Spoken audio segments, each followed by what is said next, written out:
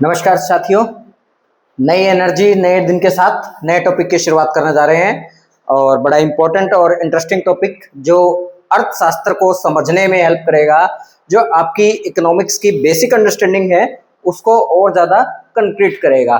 तो आज हम टॉपिक स्टार्ट कर रहे हैं अपना कॉन्सेप्ट ऑफ डिमांड यानी मांग की अवधारणा, जो कि अर्थशास्त्र में एक ये कहें कि पहली सीढ़ी है अर्थशास्त्र को समझने के लिए, क्योंकि ये बाजार जो है सही मायने में इस मांग और सब आपूर्ति से ही शुरू होता है। तो इस चैप्टर में हम जो आज करने जा रहे हैं, सबसे पहले करेंगे हम मीनिंग एंड डेफिनेशन करेंगे डिमांड की। उसके बाद बात करेंगे हम concept of demand and quantity demanded, यानी मांग और मांग की मात्रा। व्यक्तिगत मांग और बाजार मांग क्या होते हैं, क्या इनमें डिफरेंसेस है, कैसे व्यक्तिगत मांग है जो बाजार मांग को इफेक्ट कर सकती है। उसके बाद है मांग के निर्धारक तत्व यानी फैक्टर डिटरमाइनिंग द डिमांड, मांग को बनाने वाले या मांग को प्रभावित करने वाले फैक्टर क्या क्या होंगे। मांग वक्र का ढलान स्लोप ऑफ डिमांड कर्व कैसा होता है और क्यों होता है। उसके बाद है अन्य बातों का प्रभाव। अन्य बातें जो हैं ये एक लैटिन फ्रेज है जिसको हम सेटरिस पेरिबस के नाम से जानते हैं, और जब भी हम मांगी गई मात्रा की डेफिनेशन लिखते हैं, परिभाषा लिखते हैं, तो उसमें एक वर्ड हम प्रयोग करते हैं कि अन्य बातें समान रहने पर। उन्हीं अन्य बातें समान रहने पर कि कौन सी वो अन्य बातें हैं जिनको हम कांस्टेंट मानकर अपनी डेफिनेशन बनाते हैं, तो उसके बारे में हम इस टॉपिक में जानेंगे। तो बात करें हम कॉन्सेप्ट ऑफ डिमांड में, सबसे पहले जानेंगे हम डिमांड को। अगर हमने एक आम व्यक्ति की भाषा में समझना है या डिमांड को मुझे किसी को समझाना है तो मैं क्या कह सकता हूँ। देखो, इसमें हमने अपने अगर पहले भी बात सुनी है तो हमने तीन चीज़ों के बारे में नॉर्मली बात करते हैं। इसमें एक होता है हमारा डिजायर, एक होता है विलिंगनेस। अब इन दोनों का जरा मतलब हिंदी में अगर मैं कहूं तो इसको भी इच्छा लिख सकता हूं और इसको भी इच्छा लिख सकता हूं, लेकिन जब बात करते हैं हम अर्थशास्त्र के मामले में या इकोनॉमिक्स में, तो इन दोनों वर्ड्स का जो है मीनिंग वो स्लाइटली बदल जाता है। आपका डिजायर का मतलब है यहाँ पे इच्छा, कि किसी वस्तु को खरीदना चाह रहा हूं। फॉर एग्जाम्पल ये समझ लो कि मैं गाड़ी लेने की इच्छा रखता हूं, मुझे नई कार लेनी है, बस इच्छा है मेरी, मुझे लेनी है, लेकिन अभी मेरे पास ले नहीं रहा हूं। कोई भी रीजन हो सकता है ना लेने के लिए, चाहे मेरे पास पैसा ना हो, या हो सकता है मेरे पास ऑलरेडी एक कार खड़ी है तो मेरा उससे काम चल रहा है। मैंने सिर्फ एक इच्छा जाहिर करी है। इच्छा को आप आम ये समझ लो कि बस एक मेरी मेंटल स्टेट है कि मैंने सोचा है कि मैं ये काम करूंगा। उसके बाद आता है विलिंगनेस, चाहत, या इसको आप ये समझ सकते हो इच्छा शक्ति, जो आपको कोई काम करने के लिए ट्रिगर करती है, मोटिवेट करती है। मुझे कार खरीदनी है, ये इच्छा है, और मैं कार खरीदने के लिए एफर्ट करने लगूं।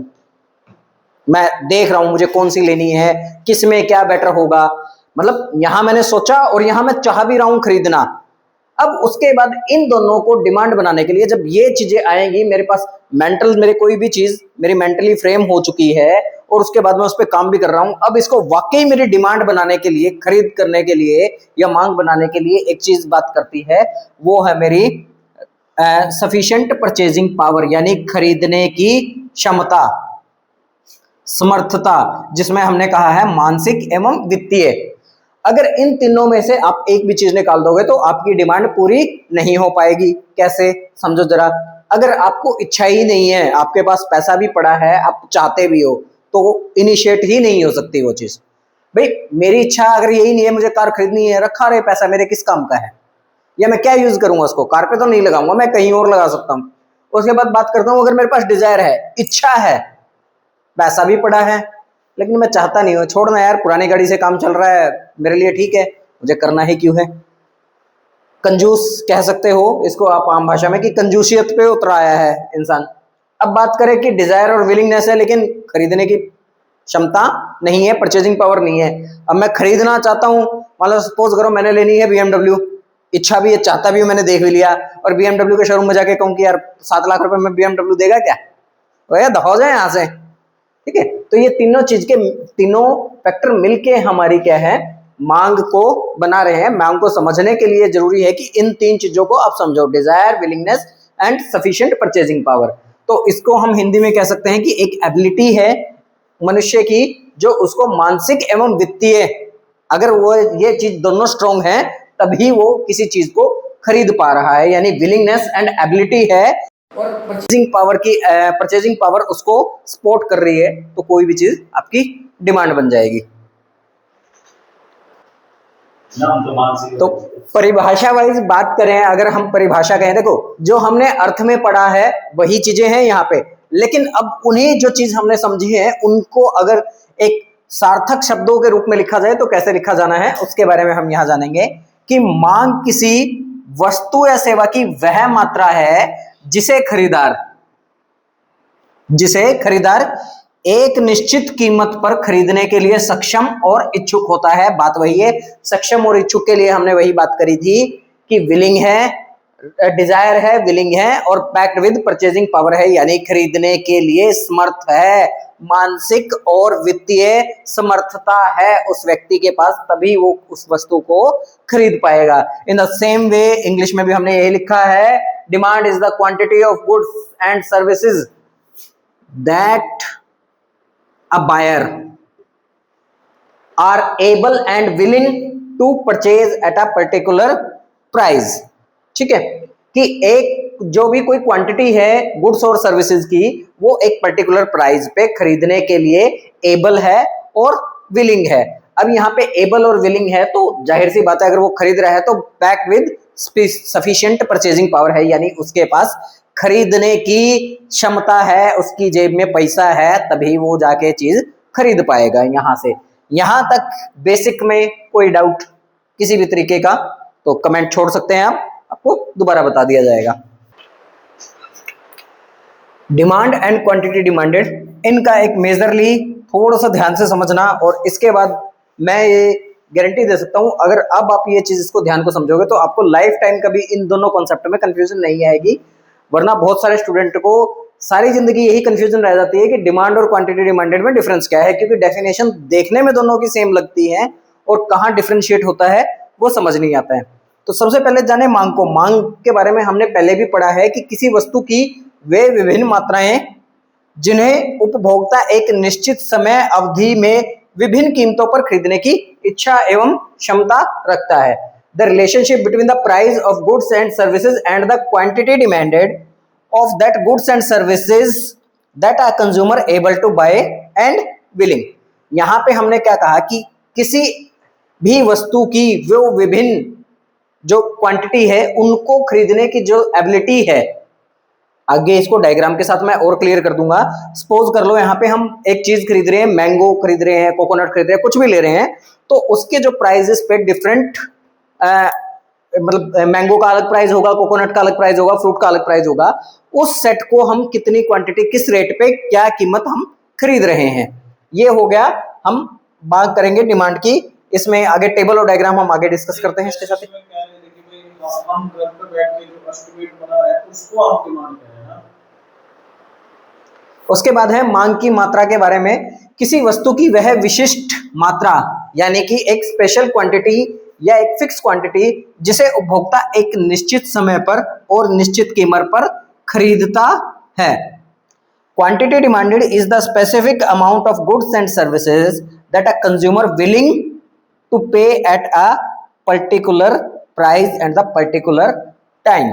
अब बात करें, देखो इसको जो मांग है ये होल है, इसको हम यहाँ ये लिख भी सकते हैं कि ये होल सिनेरियो है हमारा, और ये क्या है, उस होल सिनेरियो में a point on whole scenario. Diagram के साथ और ज्यादा क्लियर हो पाएगा कि होल कॉन्सेप्ट और a point in whole scenario मैंने इसको क्यों लिखा है। अगर एक आम भाषा में हमें समझना है तो डिमांड एक ऐसी स्टेट है जहां पे हम एस्टिमेशन लगा रहे हैं कि मैं इस रेट पे इतनी इतनी क्वांटिटी खरीद के लेके आऊंगा। जैसे सपोज करो कि मैंगो का प्राइस, यहाँ एक एग्जांपल से समझ लेते हैं हम।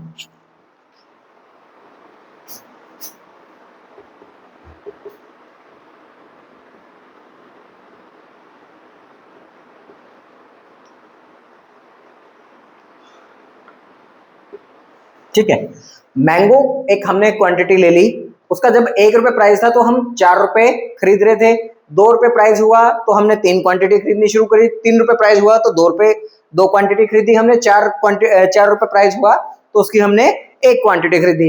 यहाँ पे हमारी मांग का नियम भी काम कर रहा है कि जैसे जैसे प्राइस बढ़ता जा रहा है हमारी क्वांटिटी डिमांडेड है वो कम होती जा रही है। अब ये है जो हमारी QX जो कंडीशन है, ये हमारी डिमांड बता रहा है, ठीक है, कि हम विभिन्न मूल्यों पर विभिन्न वस्तुएं खरीद रहे हैं। अब मांग की मात्रा यहां से कैसे डिफाइन करनी है? मांग की मात्रा के लिए देख लो कि जब प्राइस 1 रुपए था हमारा तब हमने कितनी क्वांटिटी खरीदी है? 4। यानी कि पर्टिकुलर प्राइस पर्टिकुलर टाइम पे एक फिक्स क्वांटिटी हमने परचेज करी है। उसके बाद अगला सिनेरियो ले लो, अब जब प्राइस 2 रुपए था, मतलब प्राइस बढ़ा उससे, तो उसके बाद हमने डिमांड अपनी कितनी घटा दी है वहां से? ये भी पर्टिकुलर प्राइस पर्टिकुलर टाइम पे हमने एक फिक्स क्वांटिटी परचेज कर रहे हैं हम यहाँ पे।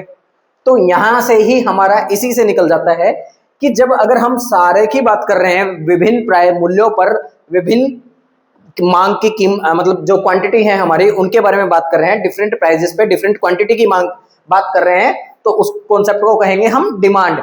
जब एक पर्टिकुलर प्राइस पे पर्टिकुलर टाइम में हम एक क्वांटिटी की बात कर रहे हैं तो उसको हम कहेंगे क्वांटिटी डिमांडेड।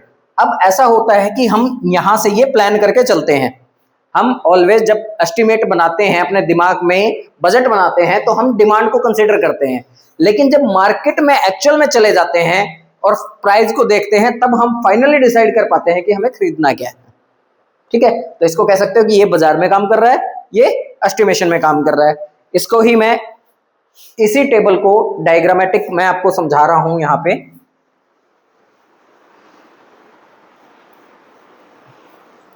लिखने के लिए अगर कोई डेफिनेशन आपको लिखनी है तो आप स्क्रीनशॉट लेके उसको लिख लें।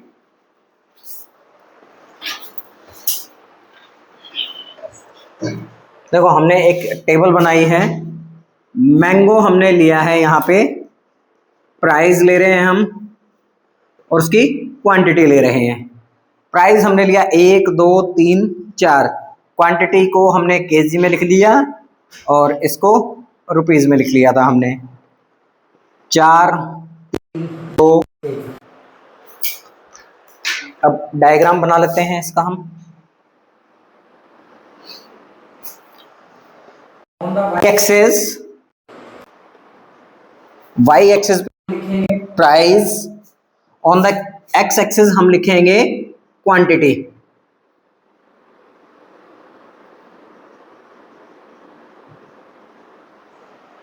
प्राइस ले लो यहाँ पे 1 2 3 4, 1 2 3 4, क्वांटिटी ले लो 1 2 3 4। ठीक है, अब मार्क करते जाते हैं हम इसको। देखो एक जब कीमत 1 रुपए थी तो मांग हमारी कितनी थी? 4 थी, यानी यहां से कीमत 1 थी और ये हमारी 4 थी।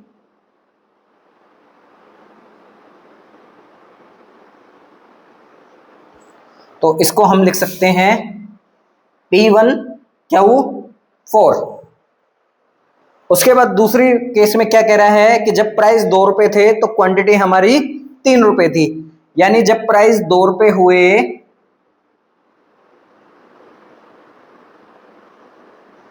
तो हमारी क्वांटिटी कितनी होगी? 3 रुपए। इसको हम लिख सकते हैं P2 Q3। उसके बाद आगे बढ़ते हैं, जब प्राइस 3 रुपए हुआ हमारा सॉरी, तो क्वांटिटी हमारी 2 रुपए हो गई।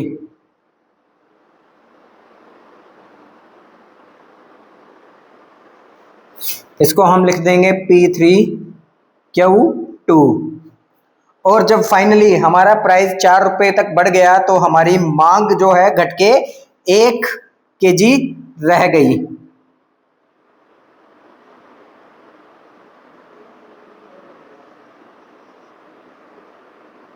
P4 Q1। ठीक है, अब जब हम इनको ज्वाइन करते हैं, मेरा ये सीधा नहीं बना क्योंकि एग्जैक्टली मैंने स्केल का यूज नहीं किया है, बट आप जब अगर इसको स्केल और ग्राफ पे प्लॉट करेंगे तो ये आपका बिल्कुल स्ट्रेट आएगा। इसको हम लिखेंगे डी डी। ठीक है,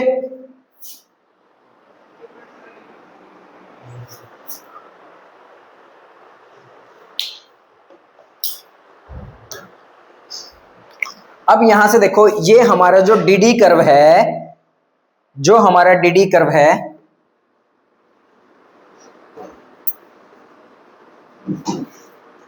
क्या हम इसको डिमांड लिख सकते हैं?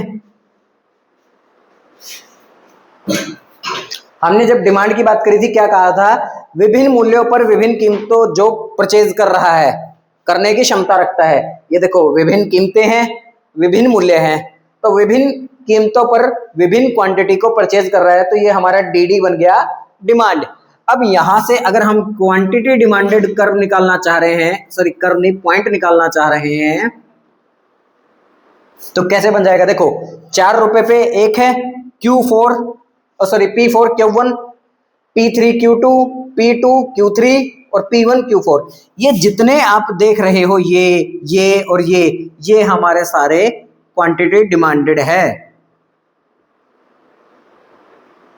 तो इसको हम लिख सकते हैं, जैसे एग्जांपल के लिए P4 Q1, इसको मार्क दे देते हैं, सॉरी, ये हो गया पॉइंट A, ये B, ये C और ये D, या D की जगह इसको हम पॉइंट दे देते हैं E, क्योंकि D हम ऑलरेडी लिख चुके हैं। तो जो A, B, C और E पॉइंट है, ये सारे हमारे जो पॉइंट हैं वो क्वांटिटी डिमांडेड है।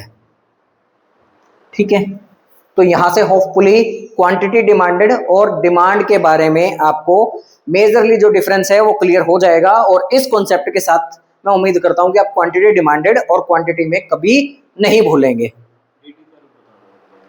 डीडी कर्व जो हमारा कंप्लीट है, डीडी कर्व है हमारा डिमांड को डिनोट करता है, जो डिफरेंट प्राइजेस पे हमने डिफरेंट क्वांटिटी मांगी है। उसके बाद एक पर्टिकुलर प्राइस पे जो हम क्वांटिटी परचेज कर रहे हैं वो है हमारा क्वांटिटी डिमांडेड। ठीक है, क्लियर है? यहां तक आगे बढ़ सकते हैं हम।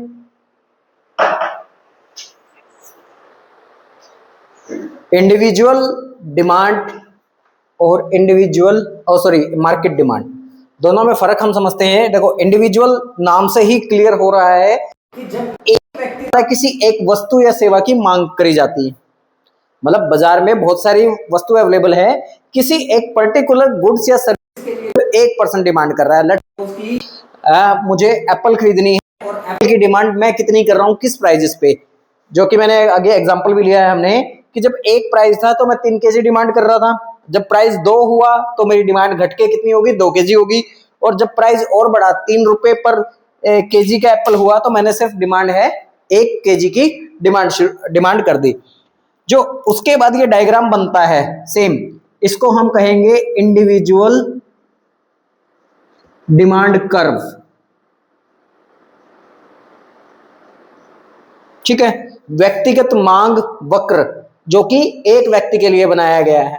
उसके बाद ऑन द अदर हैंड बात करें हम बाजार मांग की, जब एक निश्चित वस्तु एक ही है लेकिन मांग है एक से अधिक व्यक्ति करते हैं। अब एप्पल मुझे तो चाहिए थी, मेरे साथ साथ एक्स को भी चाहिए, वाई को भी चाहिए, जेड को भी चाहिए, तो उन सब ने जब एक ही यानी एप्पल की डिमांड करनी शुरू करी तो ये हमारी डिमांड बन गई मार्केट डिमांड। जैसे फिर से हमने वही एग्जांपल लिया, एप्पल को ही कंसिडर किया है, 1 रुपया, 2 रुपया, 3 रुपया मूल्य पे मेरी डिमांड थी। जब 1 रुपया किलो एप्पल की दी तो मैं 3 किलो ले रहा था, जब 2 रुपए किलो हुई तो मैंने 2 किलो लेनी शुरू करी, जब 3 रुपए बढ़े तो मैंने 1 किलो लेनी शुरू करी।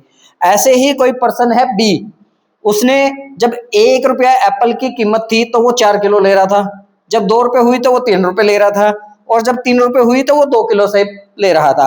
अब ऐसे ही मेरी और उस व्यक्ति की मिलके जो मार्केट डिमांड बनेगी तो वो क्या बनेगी, 1 रुपया जब कीमत थी सेब की तो टोटल डिमांड कितनी हो रही थी, 7 किलो की।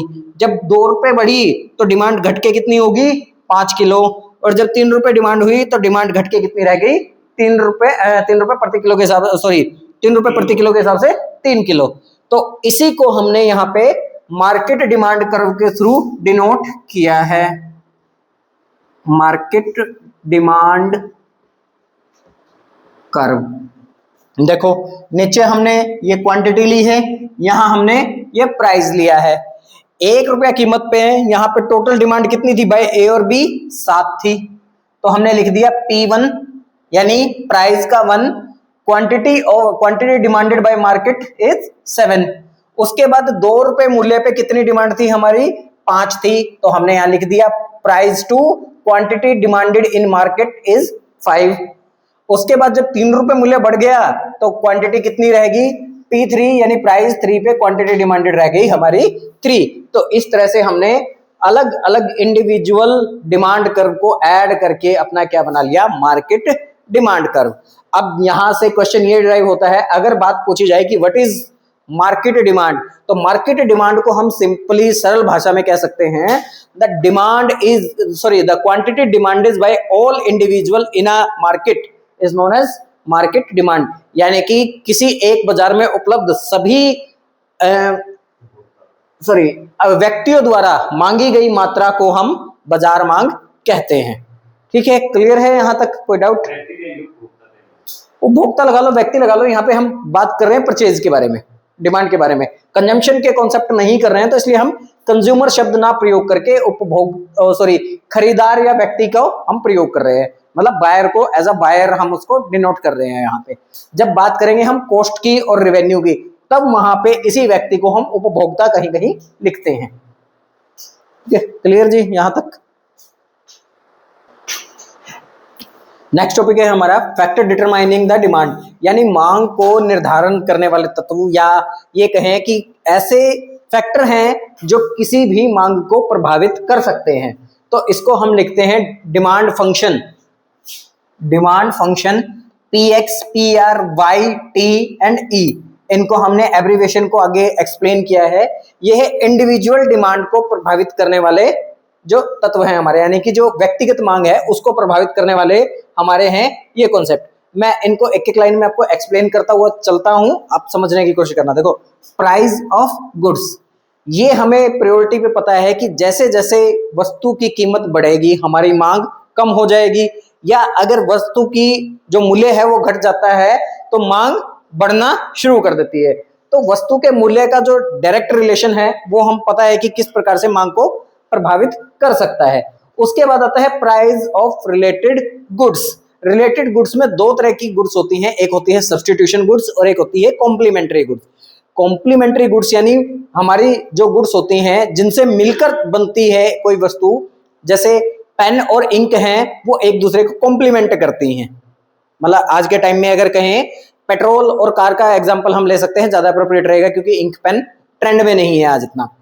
अगर पेट्रोल के प्राइसेस बढ़ जाएंगे तो क्या उसका इंपैक्ट आएगा कि जो पेट्रोल इंजन कार्स हैं उनकी डिमांड मार्केट में लिटिल बिट श्रिंक होनी शुरू हो जाएगी, अनटिल अनलेस कोई सीएनजी या डीजल का ऑप्शन अवेलेबल है।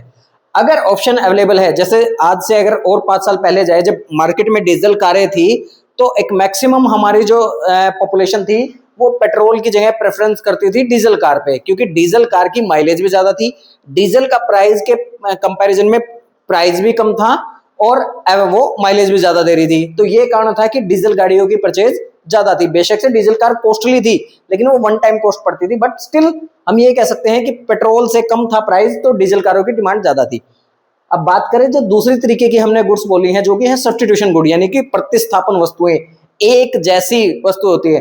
जैसे मोस्ट कॉमन एग्जांपल हम जानते हैं चाय और कॉफी, दोनों एक तरीके का काम करते हैं। अगर प्राइस चाय का बढ़ जाता है और कॉफी का प्राइस वहीं रहता है, तो क्या होगा, जो चाय पीने वाले पॉपुलेशन है, जो चाय पीने वाले नंबर थे, वो किस पे शिफ्ट हो जाएंगे, ग्रेजुअली कॉफी पे शिफ्ट हो जाएंगे। और अगर इसका विपरीत हो जाता है, आप मान करो कि जो चाय का प्राइस था वो वहीं का वहीं रह जाता है और कॉफी का प्राइस घट जाता है।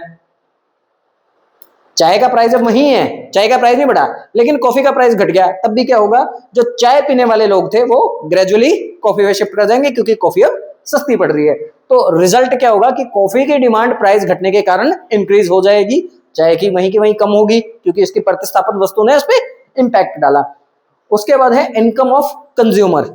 ये जो इनकम ऑफ कंज्यूमर है, ये आपको कई तरीके से इंपैक्ट करता है। देखो, अगर आपकी आय आज मान लो 1 लाख रुपए है और आपका जो घरेलू खर्चा है वो 50,000 रुपए है, डिफरेंट आइटम्स पे, खाने पे, रेंटिंग पे, क्लोथिंग पे, एजुकेशन पे, डिफरेंट चीजों पे आपका खर्चा 50,000 रुपए, आपकी 50,000 की सेविंग है।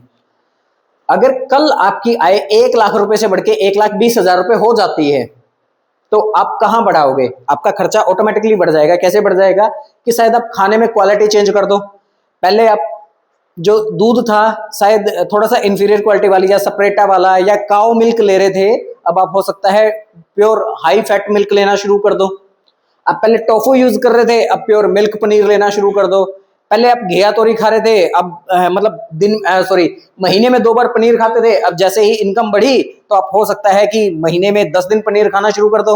और जो नॉनवेज खाते हैं वो शायद रोस्टेड और उस पे जो डिफरेंट टाइप है, मुझे नहीं पता क्या क्या होते हैं उसमें, तो उस ऑप्शन पे शिफ्ट कर सकते हैं। तो इनकम बढ़ने से जनरली क्या होता है, जितना ज्यादा पैसा हाथ में आएगा उतना ज्यादा हम एक्सपेंडिचर बढ़ना शुरू हो जाएगा, जिससे क्या होगी, हमारी मांग बढ़ जाएगी। संबंधित वस्तुओं की कीमत क्या है?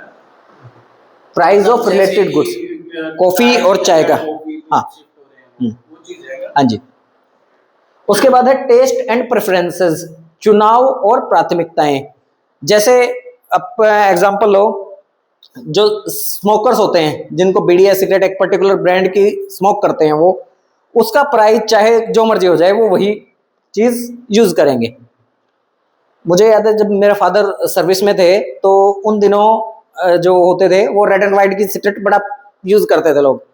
तो रेड एंड व्हाइट की सिगरेट 10 रुपए से मैंने देखी है कि कोई टाइम था 10 रुपए की आती है, और आज मुझे नहीं पता क्या रेट आ रही है इसका, कितना आ रही है। बट जो रेड एंड व्हाइट पीते थे वो आज भी red and white he P रहे हैं। और जैसा कि आजकल जेनजिस लोगों में एक माहौल बना हुआ है कि वो मालब्रो लेनी है या फिल्टर वाली लेनी है या वो लेनी है, वो कोई प्राइस हो वही पीते हैं। किसी को मालब्रो फूकनी है तो वो मालब्रो ही फूकेगा, चाहे वो उत्तराखंड जाके फूके, चाहे हिमाचल जाके फूके, चाहे वो कहीं जाके फूके, वो फूकेगा मालब्रो ही। ये प्रेफरेंस बात करती हैं। अब जैसे कई लोगों को चाव है कि एप्पल चलाना है तो एप्पल का आईफोन ही यूज करना है, वो किसी प्राइस पे आ जाए, 16 आ जाए, 17 आ जाए, 18 आ जाए, वो लेंगे वही।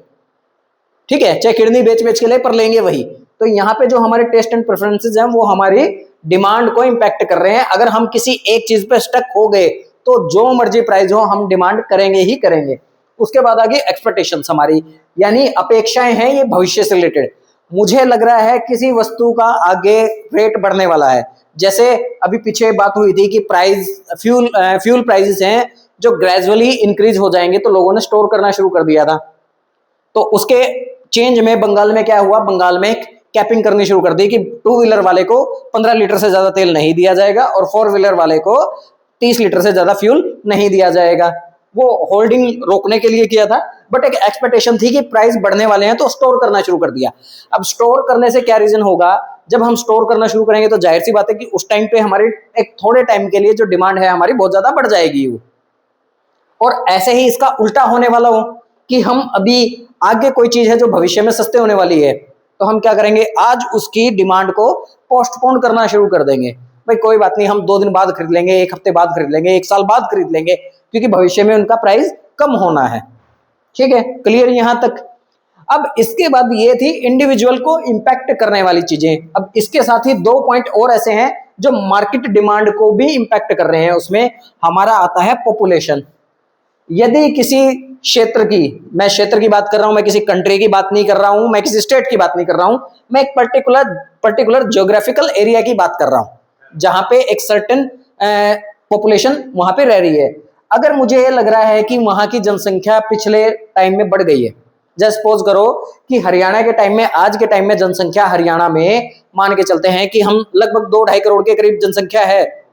ठीक है, और आने वाले 1 साल में जनसंख्या है ये 2.5 करोड़ से बढ़ के 3.5 करोड़ हो जाए, 1 करोड़ जनसंख्या बढ़ जाए किसी भी तरीके से, चाहे वो माइग्रेशन से आए, चाहे वो बर्थ रेट से आए, चाहे डेथ रेट से आए, तो उसके कारण क्या हो सकता है कि जो ट्रांसपोर्टेशन व्हीकल 2 व्हीलर और 4 व्हीलर की डिमांड है वो ग्रेजुअली बढ़ेगी या नहीं बढ़ेगी। खाने की डिमांड बढ़ेगी या नहीं बढ़ेगी। तो जनसंख्या बढ़ेगी तो डायरेक्ट पॉजिटिव रिलेशन है पॉपुलेशन का और डिमांड का, कि एक एंड से वो बढ़ेगी तो दूसरे एंड से हमारी डिमांड भी बढ़ जाएगी। उसके बाद है डिस्ट्रीब्यूशन ऑफ इनकम, आय का वितरण, जो कि एक मोस्ट इंपैक्टफुल पॉइंट हो सकता है बाजार मार्केट को इन्फ्लुएंस करने के लिए। यदि किसी क्षेत्र में, किसी देश में, किसी राज्य में आय का वितरण समान है, मतलब सबके पास समान अपॉर्चुनिटी है, समान रोजगार है, समान पैसा है, तो जनरली उसकी जो डिमांड है वो सब करेंगे। जिसके पास, सबके पास पैसा है तो सब डिमांड करेंगे। अगर पैसा लिमिटेड एंड्स में है तो डिमांड भी लिमिटेड एंड्स में ही होगी, है ना। अगर हमारे पास पैसा है तो हम ही डिमांड करेंगे, और यहाँ सबके पास पैसा है तो सब डिमांड करेंगे। जितना ज्यादा इक्वल डिस्ट्रीब्यूशन होगा उतना ज्यादा डिमांड हमारी ज्यादा होगी। डिस्ट्रीब्यूशन ऑफ इनकम, आय का वितरण।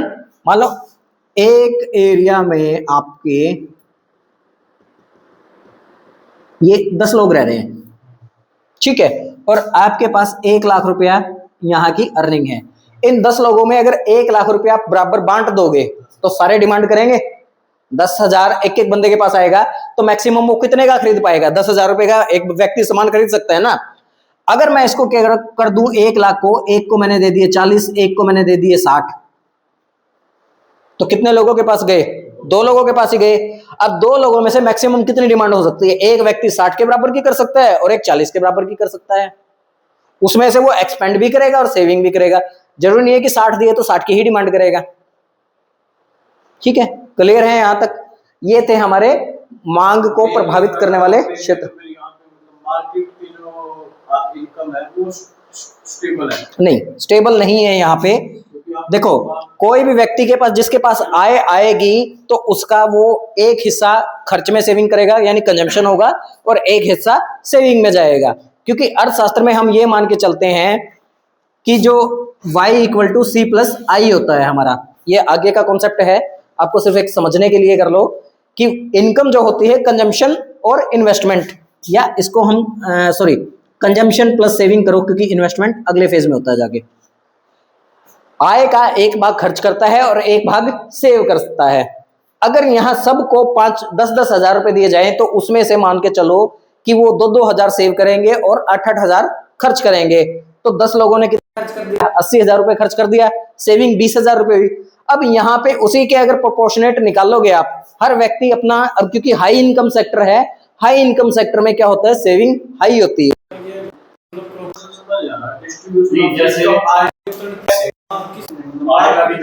यार आप जीडीपी समझते हो, कई अगर तीनों सेक्टर हमारे कमा के लेके आएंगे तो देश में आय आएगी या नहीं आएगी? अगर वो आय सबको बराबर बांट दी जाएगी, मतलब सबके लिए इक्वल अपॉर्चुनिटी इन वर्क होगी, इक्वल अपॉर्चुनिटी वर्क के साथ इक्वल सैलरी होगी सबको, और सबको पैसा मिलेगा तो सारे खर्च नहीं करेंगे। अब सबको काम नहीं मिल रहा है, ठीक है, सबको काम नहीं मिल रहा है, कुछ को काम मिल रहा है, तो सैलरी किसको मिलेगी? सबको मिलेगी या कुछ को मिलेगी? एक घर में मान के चलो कि 10 मेंबर हैं और अर्निंग करने वाले जो हैं वो 5 हैं। एक घर में 5 मेंबर हैं और अर्निंग करने वाले भी 5 हैं। एक घर में 20 मेंबर हैं और अर्निंग करने वाले सिर्फ 2 हैं। क्या इक्वल डिस्ट्रीब्यूशन ऑफ इनकम है यहां पे? अगर इन सबके घर में ऐसा हो कि जितने लोग काम कर रहे हैं सबके पास पैसा हो, तो मार्केट में डिमांड ज्यादा नहीं होगी, खर्च ज्यादा नहीं होगा। अब यहां देखो 10 में से 5 कमाने वाले हैं, 50% डिस्ट्रीब्यूशन है, यहां 100% डिस्ट्रीब्यूशन है, यहां पर 20% डिस्ट्रीब्यूशन रह गया। ठीक है, तो ये था इक्वल डिस्ट्रीब्यूशन से मतलब। स्लोप ऑफ डिमांड कर्व, मांग वक्र का ढलान। तो जनरली इस डायग्राम को देखने के बाद हमें यह समझ में आ रहा है कि जो डीडी कर्व है हमारा वो किस तरफ मूव कर रहा है। इसको हम कह सकते हैं left to right downward slope, यानी बाएं से दाईं तरफ नीचे की ओर झुका हुआ। अब इसको हम 2 पॉइंट से जानेंगे कि ये ऐसा क्यों है।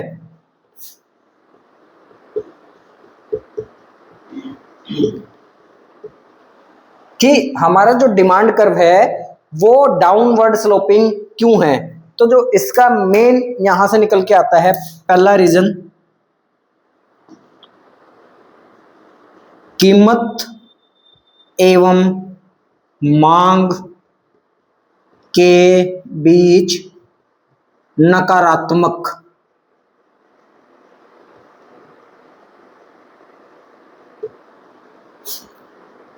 Negative relation between price and demand. हम एग्जाम्पल से देख रहे हैं इसको।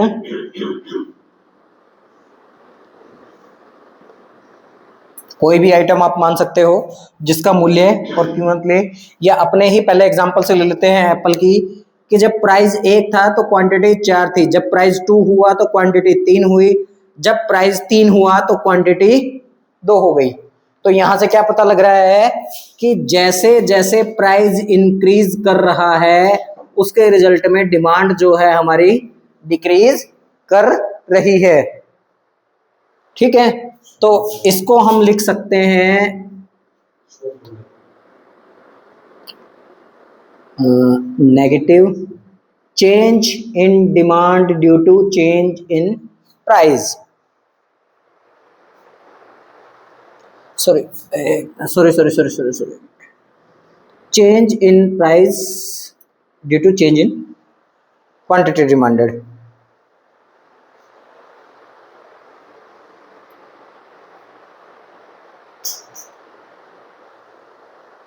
ठीक है, प्राइस बढ़ेगा तो डिमांड घटेगी हमारी, तो एक नेगेटिव रिलेशन होने के कारण नकारात्मक है, तो इसका झुकाव नेगेटिवली स्लोप्ड है। ठीक है, यहाँ पे एक और रीजन हो सकता है इसका, जिसको बोलते हैं हम डिमिनिशिंग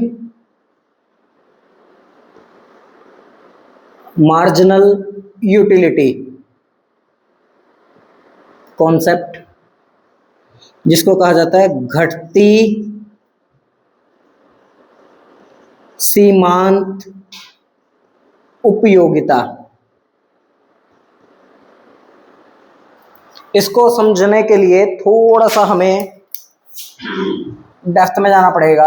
सपोज करो कि यूटिलिटी जो होती है किसी वस्तु का वह गुण होता है जो आपको संतुष्टि देती है, यानी आपकी कोई भी इच्छा संतुष्ट कर सकती है, जिसके वस्तु या सेवा के उपभोग से आप सेटिस्फेक्शन गेन करोगे।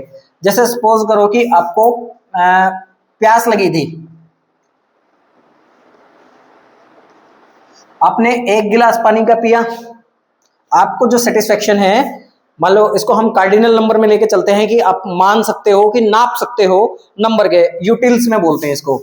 1 गिलास पानी से आपको 100 यूटिल्स थे जो सेटिस्फेक्शन मिल गई है आपको। ठीक है, लेकिन अभी आपकी प्यास शांत नहीं हुई, आपने क्या करा, दूसरा गिलास पानी का लिया और इससे आपको 90 यूटिल्स की सेटिस्फेक्शन मिली। तो अब टोटल सेटिस्फेक्शन कितनी होगी, देखो 100 यहां मिली थी, 90 यहां मिली, तो आपको 190 की सेटिस्फेक्शन मिल चुकी है। भाई इतने आप शांत हो चुके। यूटिल जो है वो एक कार्डिनल क्वांटिटी है सेटिस्फेक्शन को मापने के लिए। 190 सेटिस्फेक्शन मिल गई। जब आप तीसरा गिलास चौथा गिलास पीते जाओगे तो ये सेटिस्फेक्शन एक लेवल तक आपका बढ़ता जाएगा, मान लो ये पहुंच गया 300 तक। अब आप प्यास पूरी जो है आपकी प्यास वो सेटिस्फाई हो चुकी थी, लेकिन अब जब इसके बाद आप 5वां गिलास पानी का पियोगे, कोई फर्क पड़ेगा आपकी प्यास में? आपकी प्यास 4 गिलास पानी पीने से आपकी प्यास पूरी तरह शांत हो गई थी, जब 5वां गिलास पियोगे तो उससे कोई फर्क पड़ेगा? कुछ नहीं फर्क आएगा, ये होगी 0। अब आपको कुछ नहीं हो रहा। उसके बाद अगर जबरदस्ती में आपको कहा जाए कि भाई 6ठा गिलास और पी ले, तो आप क्या करोगे? हो सकता है आप उल्टी कर दो, ठीक है, वॉमिट कर दी, तो ये जो यूटिलिटी है आपकी घटनी शुरू हो गई। इससे यहां इस कॉन्सेप्ट से, यानी डिमिनिशिंग मार्जिनल यूटिलिटी कॉन्सेप्ट जो है हमारा, घटती सीमांत उपयोगिता, यही कहता है कि जब किसी वस्तु की एक निश्चित समय में क्वांटिटी बिना रुके कंज्यूम करी जाती है तो उसकी एक समय के बाद उपयोगिता जो है वो घटने लगती है। इस कारण से भी जो स्लोप ऑफ डिमांड है वो नेगेटिव होता है हमारा। ठीक है, हाँ। लास्ट टॉपिक है आज का हमारी अन्य बातें, यानी कि सेट्रिस पेरिबस। एक लैटिन टर्म है सेट्रिस पेरिबस, जिसका मतलब होता है अदर थिंग्स रिमेन कांस्टेंट। देखो इस फ्रेज को हम यूज कहाँ करेंगे अन्य बातें समान रहने पर? जब हम बात करेंगे लॉ ऑफ डिमांड के बारे में, यानी मांग का नियम क्या है। मांग का नियम की लिखने से पहले ही हम ये लाइन यूज करेंगे, other things remain constant if price increases of a good demand is decrease, यानी अन्य बातें समान रहने पर यदि वस्तु की कीमत बढ़ जाती है तो उसकी मांग घट जाएगी। अब बात करें यहाँ पे कि अदर थिंग्स हैं क्या। हमने फैक्टर डिटरमाइन द डिमांड पढ़े थे, यानी मांग को निर्धारित करने वाले तत्व पढ़े थे। उसमें हमने PR, Y, T and E, जिसको हमने कहा था price of relative goods,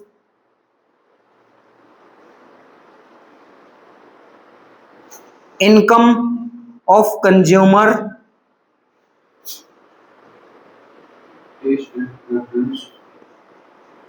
test and preferences,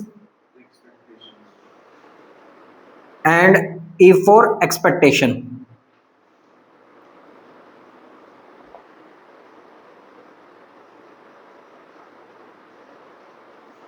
ये 4 एस्पेक्ट हैं हमारे, या 4 फैक्टर हैं जो मांग को प्रभावित करते हैं।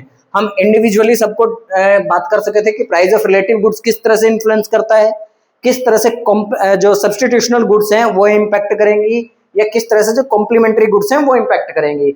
अगर इनकम ऑफ कंज्यूमर इंक्रीज हो जाती है तो वो डिमांड के ऊपर क्या इम्पैक्ट पड़ता है उसका। टेस्ट एंड प्रेफरेंसेस किस प्रकार से इम्पैक्ट करते हैं, और एक्सपेक्टेशन किस प्रकार से इम्पैक्ट करती हैं। अगर नहीं देखा है तो थोड़ा सा वीडियो में पीछे जाके आप देख सकते हो। तो इन चीजों को, इन 4 फैक्टर को हम कांस्टेंट लेके चलते हैं कि सिर्फ और सिर्फ जो वस्तु पर उसकी कीमत का प्रभाव पड़े।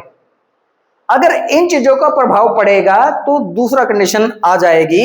अब यहां पे जब हम आगे इस चैप्टर को करेंगे कल वाले पार्ट में, तो वहां हम जानेंगे एक होता है increase and decrease in demand.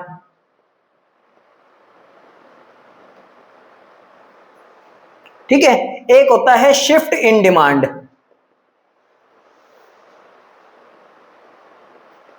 मांग में बदलाव और मांग का घटना या बढ़ना।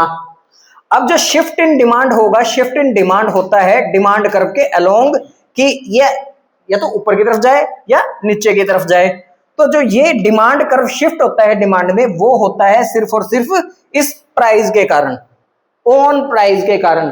अगर और फैक्टर आपके इंपैक्ट कर रहे हैं उसमें, जैसे इनमें से कोई एक फैक्टर प्राइस के साथ इंपैक्ट कर रहा है, तो ये आपका इंक्रीज इन डिमांड या डिक्रीज इन डिमांड की कैटेगरी में आ जाता है। इसको बोलेंगे शिफ्ट इन डिमांड और इसको बोलेंगे चेंज इन डिमांड।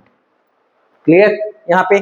तो अन्य बातें समान रहने का, यानी सेटरिस पेरिबस को मतलब ही ये है कि ये जो 4 फैक्टर हैं हमारे, price of relative goods, income, taste and preferences और एक्सपेक्टेशन, इनको हम कांस्टेंट मान के चलेंगे। और इनको अगर हम कांस्टेंट नहीं मानते हैं तो मांग में परिवर्तन, मांग में बदलाव और मांग वक्र का खिसकना, वो कॉन्सेप्ट है जो सब मर्ज कर जाता है, एक दूसरे पे इंक्लाइन कर जाता है, जिससे कि ये नहीं पता लग पाता कि मांग में जो परिवर्तन हुआ है मुख्य रूप से किस कारण हुआ है, उसकी कीमत के कारण हुआ है या अन्य बातों के कारण हुआ है।